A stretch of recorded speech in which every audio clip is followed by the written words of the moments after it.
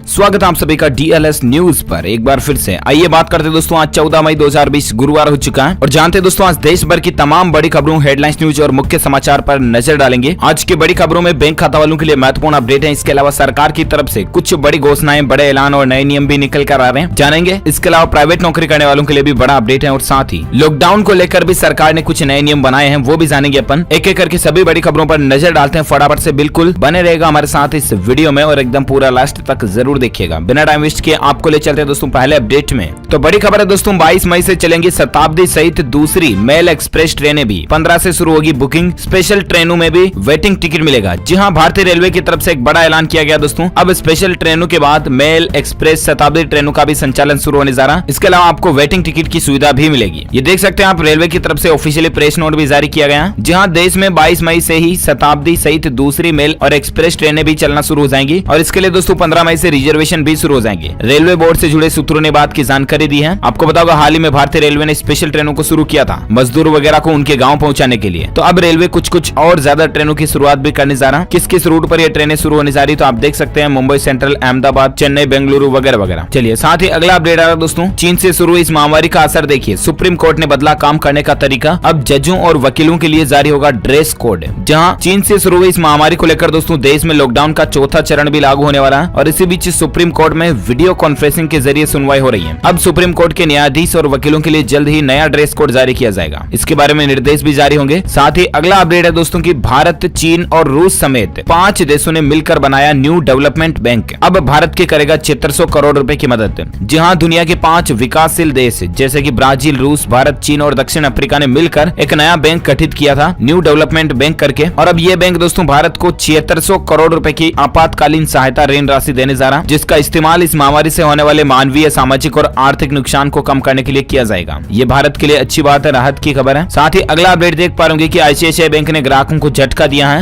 FD पर ब्याज दरों में कटौती की है। जी हाँ दोस्तों, आईसीआईसीआई बैंक में अगर आपने एफडी करवा रखी है तो आपको एफडी पर ब्याज दरों में कटौती देखने को मिलेगी। नई रेट एफडी की क्या है तो एफडी में दोस्तों 0.50% तक की कटौती की है और अब एफडी की ब्याज दर जो है वो 5.70 से लेकर 5.75% के बीच हो गई है, एक साल से ऊपर वाली। जबकि एक साल तक की एफडी पर आपको 5.25% रेट मिलेगा। चलिए साथ ही अगला अपडेट आ रहा है दोस्तों कि private hospital, clinic, nursing home खुलेंगे। केंद्र सरकार ने अनुमति दे दी है। जहां केंद्र सरकार ने पूरे देश में प्राइवेट हॉस्पिटल, क्लिनिक और नर्सिंग होम्स को खोलने की अनुमति दे दी है। इसकी जानकारी केंद्र सरकार के वकील सत्यपाल जैन ने पंजाब हरियाणा कोर्ट में एक सुनवाई के दौरान दी है। इतना ही नहीं, केंद्र सरकार के आदेशों के मुताबिक in private nursing homes, hospital और क्लिनिक में काम करने वाले स्टाफ को भी इंटर स्टेट ट्रेवल करने से नहीं रोका जाएगा। भारत सरकार के वकील सत्यपाल जैन ने जी मीडिया को जानकारी देते हुए बताया दोस्तों की जहां इस महामारी के कारण पूरे देश में लॉकडाउन लगा दिया गया था और प्राइवेट क्लिनिक, होम्स वगैरह, नर्सिंग ये भी बंद कर दिए थे। सरकारी अस्पतालों को भी इस बीमारी के वार्ड में तब्दील कर दिया गया था। इसीलिए बहुत से ऐसे लोग जो दूसरी बीमारियों से जूझ रहे हैं ना, उन्हें भी इलाज कराने में परेशानी आ रही थी और इसीलिए सरकार ये छूट देने जा रही है। चलिए साथ ही अगला अपडेट आ रहा है कि पीएम की आर्थिक पैकेज की घोषणा से जबरदस्त बढ़त के साथ खुला शेयर बाजार। इन शेयरों में उछाल देखने को मिला। जी हाँ, जैसे ही दोस्तों कल माननीय प्रधानमंत्री नरेंद्र मोदी जी ने, तब अचानक से शेयर मार्केट में भारी भरकम उछाल देखने को मिला। अगर आप भी शेयर मार्केट वगैरह में काम करते हैं तो इसकी ज्यादा जानकारी आप देख सकते हैं किस किस के शेयर में उछाल देखने को मिला। Hero MotoCorp, axis bank, LT, Maruti वगैरह वगैरह में। साथ ही अगला अपडेट आ रहा है कि बुजुर्गों को बचाने की तैयारी है। ऑक्सफोर्ड यूनिवर्सिटी संक्रमितों पर हाइड्रोक्सीक्लोरोक्विन और एंटीबायोटिक्स का ट्रायल करेगी। जहां इस बीमारी के वैक्सीन बनाने के लिए दोस्तों ऑक्सफोर्ड यूनिवर्सिटी ने एक नई रिसर्च शुरू की है और रिसर्च का लक्ष्य जो है वो हल्के लक्षण वाले मामलों को ज्यादा गंभीर होने से रोकना है। इसके अलावा 65 साल से अधिक उम्र के ऐसे संक्रमितों को भी बचाना है जो पहले से डायबिटीज या अस्थमा जैसी बीमारियों से जूझ रहे हैं और हाई रिस्क जोन में है। तो देखते हैं अब इस रिसर्च में क्या नई अपडेटेड जानकारी आती है, हम आपको बताएंगे जरूर डीएलएस न्यूज के ऊपर। फिलहाल आप अगली खबर देख पा रहे होंगे दोस्तों कि भारत का 20 लाख करोड़ का राहत पैकेज जो है ना, वो दुनिया के 10 सबसे अमीरों की कुल दौलत से भी 2 गुना है। देखिए इस राहत पैकेज के कुछ खास और रोचक तथ्य है। ये राहत पैकेज दुनिया के 161 देशों की जीडीपी से भी ज्यादा है, जबकि भारत की जीडीपी का करीब 10% है।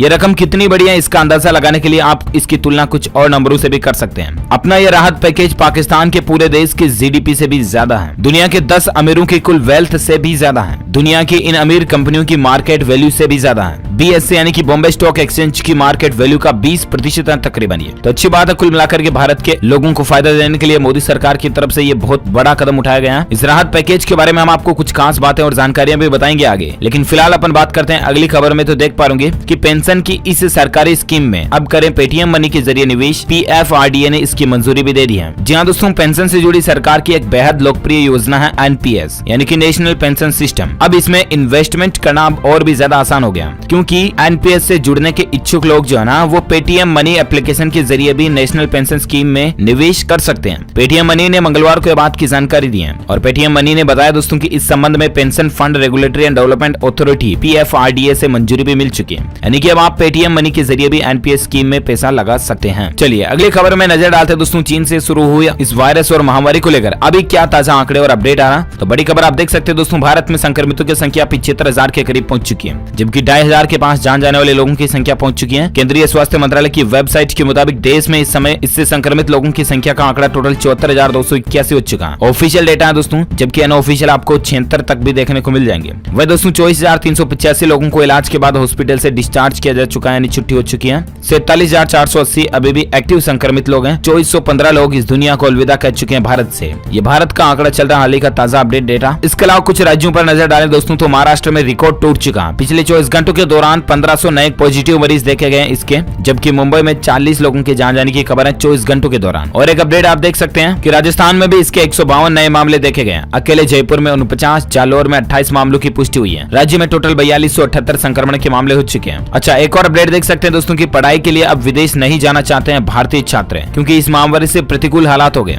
देखिए स्टूडेंट्स के ऊपर एक रिसर्च हुई, इसमें पता लगा दोस्तों की छात्र जो है ना, वो अब विदेश जाकर के उच्च शिक्षा हासिल करने में रुचि नहीं रख रहे हैं, क्योंकि विदेशों में इसके हालात बहुत ज्यादा गंभीर चले और इसीलिए छात्रों का रुख बदल सा रहा। साथ ही अगला अपडेट देख सकते हैं कि एक्शन में आए उत्तर प्रदेश के मुख्यमंत्री योगी आदित्यनाथ। इस बीमारी के वायरस को फैलने पर आगरा मेडिकल के प्रिंसिपल और 2 जिलों के सीएमओ को भी पद से हटा दिया। योगी आदित्यनाथ बहुत ज्यादा स्ट्रिक्ट और गुस्सेल आदमी है, आपको पता होगा, नियमों के बहुत कड़क हैं और ऐसे में लापरवाही इनको बिल्कुल भी पसंद नहीं है और इसीलिए इन्होंने इन बड़ी पोस्ट वाले आदमियों को भी हटा दिया। साथ ही अगला अपडेट देख सकते हैं कि हरियाणा के सभी जिलों में पहुंच चुका है ये बीमारी का वायरस। इज्जर, रेवाड़ी, रोहतक में भी 3-3 नए मामले देखे गए। साथ ही अगला अपडेट है दोस्तों की बिहार के 14 जिलों में IAS सहित 53 नए पॉजिटिव केस मिले हैं। राज्य में इससे संक्रमित लोगों में 7वीं जान जाने की भी खबर है, जबकि टोटल संख्या बिहार राज्य के अंदर 932 हो चुकी है। अच्छा, और एक अपडेट देख सकते हैं कि एनडीटीवी से बोले केंद्रीय मंत्री नितिन गडकरी, ये बीमारी का वायरस प्राकृतिक नहीं बल्कि लैब में तैयार हुआ। जी हाँ दोस्तों, केंद्रीय मंत्री नितिन गडकरी ने इस बीमारी के वायरस को लेकर एक बड़ा बयान देते हुए कहा है कि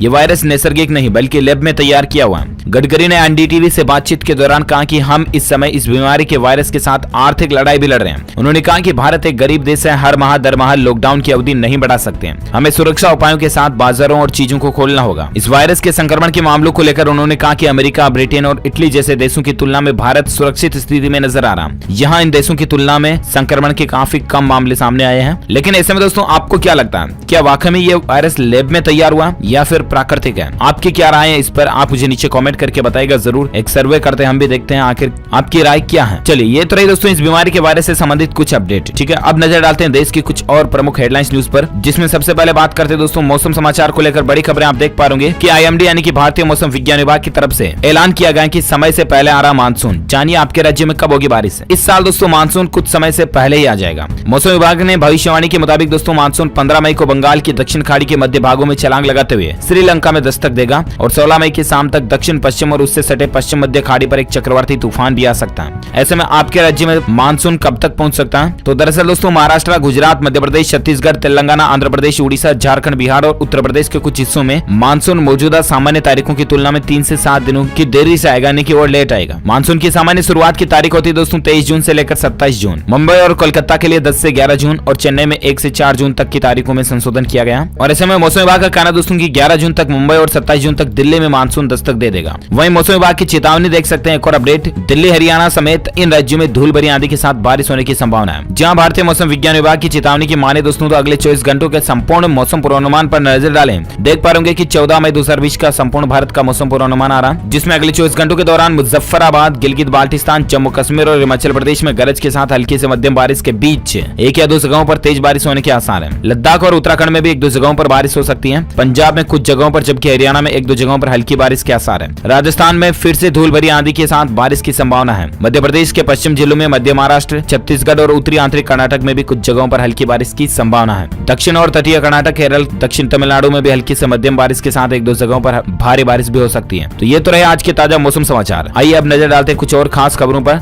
जिसमें दोस्तों बड़ी खबर देख पा रहे कि दूध में मिलावट को पकड़ेगा IISC का ये उपकरण। जी हाँ दोस्तों, भारतीय भारतीय विज्ञान संस्थान यानी कि IISc जो है ना बंगलुरु के अंदर ये है। इसके वैज्ञानिकों ने एक ऐसा पोर्टेबल उपकरण का विकास किया है जो महज 2 रुपए से भी कम के खर्च पर दूध में मेलामाइन की मिलावट का पता लगा सकता है। मेलामाइन दूध और डेयरी उत्पादों में मिलाए जाने वाला एक ऐसा यौगिक पदार्थ है दोस्तों जिससे प्रोटीन की मात्रा को बढ़ाकर दिखाया जा सकता है। और खाद्य पदार्थों में खास करके दूध में ये मिलावट आम बात है। अगर दूध में पानी मिलाया जाता है दोस्तों तो प्रोटीन डिटेक्टर उसे आसानी से पकड़ लेता है। अगर पानी मिलाने के बाद उसमें थोड़ी मेलामाइन भी मिला दी जाए तो मिलावट का पता नहीं लगता है, लेकिन अब ये डिवाइस आसानी से पता लगा लेगी। देखते हैं आखिर मार्केट में कब तक ये कॉमर्शियली अवेलेबल हो पाती है। चलिए बात करते हैं अगली खबर की। देख पा रहे होंगे लघु उद्योग को राहत मिली है। वित्त मंत्री निर्मला सीतारमण ने MSME कुटीर व गृह उद्योगों को राहत देने के लिए 6 बड़ी घोषणाएं की हैं। दरअसल प्रधानमंत्री जी के 20 लाख के राहत पैकेज के बाद कल वित्त मंत्री निर्मला सीतारमण जी ने उसी 20 लाख के राहत पैकेज को अलग अलग सेक्टर में डिवाइड किया था, राइट। और उसका एक डिटेल्ड वीडियो भी हम आपको DLS न्यूज के ऊपर ऑलरेडी कल नाइट में बता चुके हैं। तो इसकी विस्तृत जानकारी आप चैनल पर जाकर के उस वीडियो में चेक कर लीजिएगा। लेकिन यहाँ पर अपन कुछ हाइलाइट्स और पॉइंट्स को जान लेते हैं। तो ऐसे में बड़ी खबर देख पा रहे कि वित्त मंत्री का ऐलान है, सरकार देगी 15,000 से कम सैलरी वालों का EPF। टेक्नोलॉजी होम सैलरी बढ़ाने के लिए एक बड़ा कदम उठाया गया है। जी हाँ, तो दरअसल दोस्तों सरकार ने प्राइवेट नौकरी करने वाले लोगों को बड़ी राहत दी है। 15,000 से अगर आपकी सैलरी कम है तो अगस्त महीने तक का EPF अब आपको सरकार देगी। जी हाँ दोस्तों, अगर आप भी प्राइवेट नौकरी करते हैं तो अच्छी खबर है। प्रधानमंत्री ने देश की अर्थव्यवस्था को बूस्ट करने के लिए जहां 20 लाख करोड़ रुपए के राहत पैकेज का ऐलान किया, ठीक उसके एक दिन बाद वित्त मंत्री निर्मला सीतारमण ने इस राहत पैकेज में से MSME सेक्टर को दी जाने वाली राहत की घोषणा भी की है। और EPF में भी एक बड़ी राहत मिली है। प्रोविडेंट फंड के बारे में वित्त मंत्री ने कहा कि कुछ कंपनियों को EPF को लेकर दी गई राहत और अगले 3 महीने तक जारी रहेगी। यानी कि दोस्तों अभी तक ये समय सीमा सिर्फ मई तक ही थी, जिसको बढ़ाकर जून, जुलाई, अगस्त 3 महीने और बढ़ा दिया। और ऐसे में दोस्तों सरकार ने अब इस समय सीमा को मई से बढ़ाकर अगस्त कर दिया। यानी कि अब 15,000 रुपए से कम कर्मचारियों के PF का भुगतान अगस्त तक सरकार करेगी। जिस किसी भी प्राइवेट कंपनी ऑर्गेनाइजेशन में 100 से कम संख्या में कर्मचारी काम कर रहे हैं और 90% से अधिक लोगों का वेतन 15,000 रुपए से कम है, उन्हें PM गरीब कल्याण योजना का लाभ भी मिलेगा। और इस सेक्टर को सरकार की तरफ से 2500 करोड़ रुपए की मदद भी पहुंचाई जाएगी।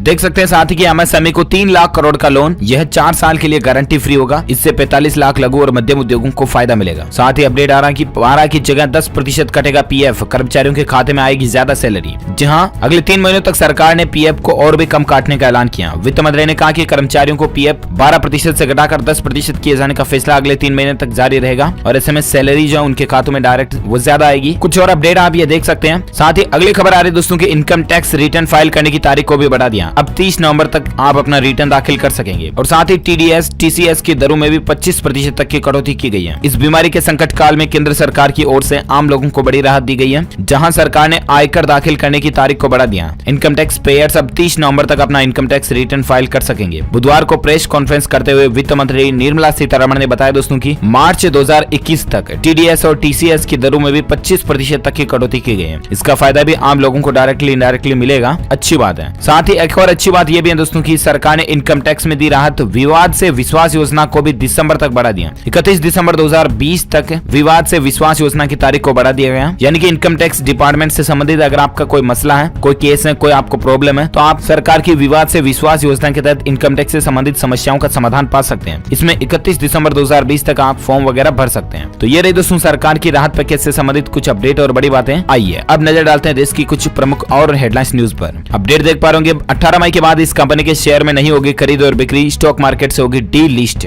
जहां वेदांता रिसोर्सेज ग्रुप की कंपनी वेदांता लिमिटेड को बॉम्बे स्टॉक एक्सचेंज और नेशनल स्टॉक एक्सचेंज से डी लिस्ट किया जाएगा। अरबपति कारोबारी अनिल अग्रवाल ने इस बात की घोषणा की है। वह भारत में लिस्टेड कंपनी वेदांता लिमिटेड के सभी पब्लिक शेयर वापस खरीद कर इसे अपनी निजी कंपनी बनाएंगे। अग्रवाल के नियंत्रण वाली वेदांता रिसोर्सेज ग्रुप की कंपनी वेदांता लिमिटेड अपने करीब 49% पब्लिक शेयर होल्डर से शेयर खरीदने के लिए 87.85 रुपए प्रति शेयर की खरीद पेशकश करेगी। चलिए साथ ही अपडेट है दोस्तों की बदल रहा है वर्क कल्चर। ट्विटर के CEO जैक डॉर्सी के ऐलान के बाद कर्मचारी अब लाइफ टाइम कर सकेंगे घर से काम। जी हाँ दोस्तों, चीन से शुरू हुई इस महामारी के बाद जहां दुनिया भर के कई देशों में लॉकडाउन जारी है, ज्यादातर निजी संस्थान मल्टीनेशनल कंपनियों के कर्मचारी इन दोनों घर से ही काम कर रहे हैं। और इस दौरान आज समय काल में दोस्तों वर्क फ्रॉम होम का चलन भी काफी बढ़ा और कंपनियों को ये चीज पसंद भी आ रही है। और इस समय हो सकता है कि आने वाले दिनों में वे हमेशा के लिए इसको अपना सकते हैं। सोशल नेटवर्किंग साइट ट्विटर ने इसकी शुरुआत कर दी है। ट्विटर कंपनी के CEO जैक डॉर्सी ने कहा कहा दोस्तों कि उनके कर्मचारी जब तक चाहे वर्क फ्रॉम होम कर सकते हैं, लाइफ टाइम भी। अच्छी बात है। चलिए साथ ही अगला अपडेट है कि झारखंड में पेट्रोल डीजल पर बड़ा वेट। जानिए देश के बड़े महानगरों में क्या कीमतें। जी हाँ, आपको बता दें अपना राजस्व बढ़ाने के लिए एक के बाद एक कई राज्य सरकारें पेट्रोल और डीजल पर वेट में बढ़ोतरी कर रही है और अब झारखंड सरकार ने भी इन दोनों उत्पादों में वेट में बढ़ोतरी कर दी है। झारखंड में दोस्तों पेट्रोल और डीजल दोनों पर ही वेट को 2.5 रुपए बढ़ा दिया गया।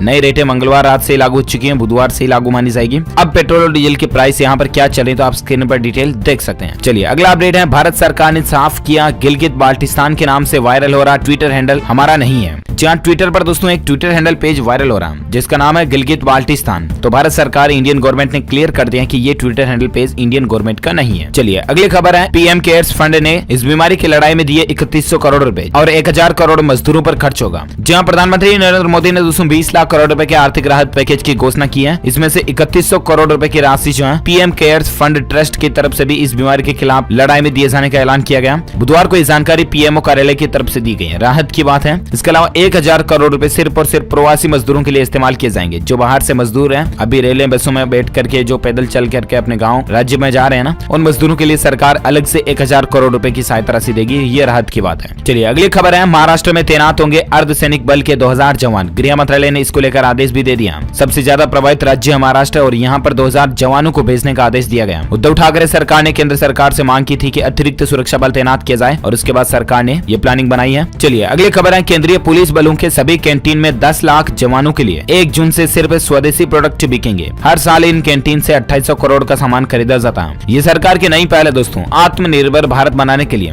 भारत से ही बने उत्पादों को भारत में ही काम में लेने के लिए और चीन वगैरह दूसरे देशों के उत्पादों को भारत में कम काम में लेने के लिए ये सरकार नई पहल शुरू कर जा रही है। आप भी दोस्तों जितना ज्यादा हो सके स्वदेशी चीजों को इस्तेमाल करें, उन्हीं को खरीदें, क्योंकि वो कमाई भी फिर भारत में रहती है तो एटलीस्ट भारत की अर्थव्यवस्था को इसका फायदा मिलता है। और इसमें आप देख सकते हैं गृह मंत्री अमित शाह ने बुधवार को बताया कि केंद्रीय सशस्त्र पुलिस बलों यानी कि सीएपीएफ के सभी कैंटीन में 10 लाख जवानों के लिए 1 जून से सिर्फ स्वदेशी प्रोडक्ट बिकेंगे। ये राहत की बात है, क्योंकि दोस्तों प्रधानमंत्री जी का सपना है। अगली खबर देखिए आप कि लोकल ब्रांड को ग्लोबल बनाना ही पीएम मोदी का लक्ष्य है। वित्त मंत्री निर्मला सीतारमण जी ने भी ये बात कही है। लोकल ब्रांड जो है ना अपने, उनको ही ग्लोबल ब्रांड बनाना है, यानी कि वाइड डेवलपमेंट भारत का करने की प्लानिंग है। अच्छी बात है। और साथ ही अगली खबर देख सकते हैं, 31 मई तक भरे जाएंगे प्रधानमंत्री सुरक्षा बीमा योजना के फॉर्म, प्रीमियम वगैरह। मात्र दोस्तों 1 रुपए में 2 लाख तक का बीमा फायदा मिलता है। तो आप भी जरूर प्रधानमंत्री सुरक्षा बीमा योजना में फॉर्म भर सकते हैं। अपने बैंक में ही जाकर के आप ये योजना से फॉर्म भर सकते हैं। 31 मई के बाद इसके प्रीमियम स्वीकार नहीं होंगे। प्रीमियम न जमा होने पर आपको इस पॉलिसी के फायदे नहीं मिलेंगे। साल के सिर्फ 12 रुपए आपको यहाँ पर जमा कराने होते दोस्तों और आपको 2 लाख रुपए तक का इंश्योरेंस कवर मिलता है, यानी कि हर महीने लगभग 1 रुपया खर्च करना आपको और 2 लाख तक का प्रोटेक्शन मिल रहा है। तो ये लीजिए ना आप, राहत की बात है। साथ ही अपडेट देख सकते हैं, पश्चिम बंगाल में परिवहन निगम शुरू करने जा रहा है बस सेवा। जानिए कौन कर सकते हैं इसका उपयोग। जहाँ दोस्तों पश्चिम बंगाल सरकार जो है ना, वो 12 मई को दिए गए निर्देशों के मुताबिक सुबह 7 बजे से शाम 7 बजे तक बसें चलाने जा रहा है। लेकिन सभी आम पब्लिक लोगों के लिए नहीं है, बल्कि ये सिर्फ और सिर्फ उन लोगों के लिए जो अभी चीन से शुरू हुई इस महामारी के संक्रमण में भागा दौड़ी कर रहे हैं, लोगों को बचाने में लगे हुए हैं, जैसे कि डॉक्टर हो गया, पुलिस वाले हो गए। ये लोग इन आपातकालीन सेवाओं का लाभ ले सकते हैं। इसके अलावा प्रवासी मजदूर वगैरह लोग जो कि अपने राज्य में लौट रहे हैं, वो भी इन सेवाओं का लाभ ले सकते हैं। ये पश्चिम बंगाल सरकार की तरफ से लोगों को राहत दी गई है। ओके दोस्तों, तो इसी के साथ ही आज की बड़ी खबरें, मुख्य समाचार, today breaking news, India news, headlines news का अपडेट वीडियो फिनिश होता है। और हाँ, साथ ही अगर आपको ये वीडियो अच्छा लगा तो इसे लाइक करना, दिल से लाइक करके शेयर भी करना अपने दोस्तों के साथ फेसबुक और व्हाट्सएप पर। और आप मुझे नीचे कमेंट करके बताना दोस्तों कि आपको क्या लगता है, चीन से शुरू हुआ ये वायरस क्या वाकई में लैब में तैयार किया गया या फिर ये प्राकृतिक है। आपकी राय क्या है कमेंट में बताइएगा, जरूर हम जानना चाहेंगे। साथ ही वीडियो को लाइक शेयर करके अगर आप चाहते हैं कि रोजाना आपको इसी तरह के काम की खबरें तुरंत आपके मोबाइल पर मिलते रहे ना, तो इसके लिए आप DLS न्यूज चैनल को सब्सक्राइब करके बेल आइकन जरूर दबा देना, ताकि आपको रोजाना की ताजा अपडेट्स तुरंत मिलते रहेंगे। Thank you, take care, good bye, जय हिंद, जय भारत, वंदे मातरम।